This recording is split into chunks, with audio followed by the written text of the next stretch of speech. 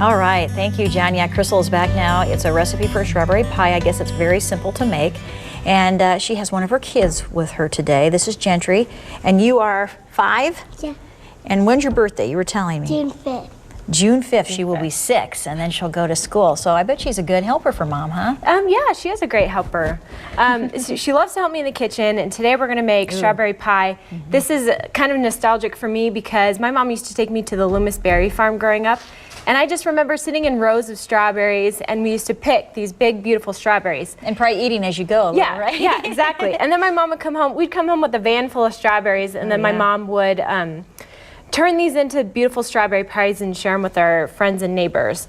So it's very simple. My mom likes to use a graham cracker crust, but over the years since I've been making it, I like to use just a pastry or a pie crust. And so whichever crust you like, homemade or store-bought, go ahead and make your crust. And then the filling is super simple. Make sure if you are making a pie crust that it's nice and cooled to room temperature.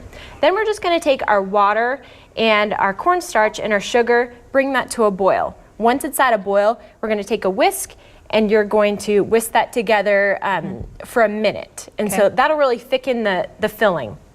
And then lastly, we're just going to take our strawberries, and Gentry, you can help me with this. Want to pour those in there? Once you take this, once it's boiling, you take it off heat and then you pour in your 1/4 cup of strawberry jello. Okay. So the trick is you want it to make sure this filling is cooled, but you want to make sure it's still pourable. We don't want it to set.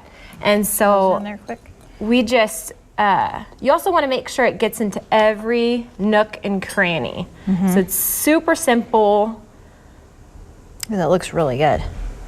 And then once you've gotten it into all the corners and edges, then we're just going to chill it for 2 to 4 hours. And that is honestly it. And that's it. And this is a really popular pie. Every time I make it, I don't go home with any leftovers. Oh, yeah. It looks beautiful. I like how you presented it here. Very patriotic. Yes. Yeah, so it works for 4th of July. Also, Easter is coming up.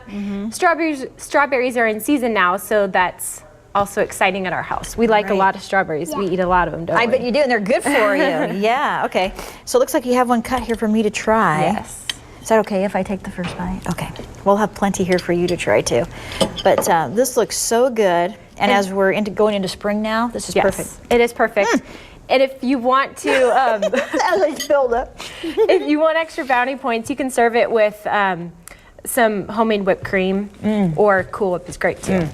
Did you see how messy I was? Did I kind of get it on me? You know about that, don't you? You know about that? All right, well, this recipe is already on our Pure Nebraska Facebook page for you to copy down. Thank you, Gentry, for helping Mom today. All right, we'll send it back to you, John. All right.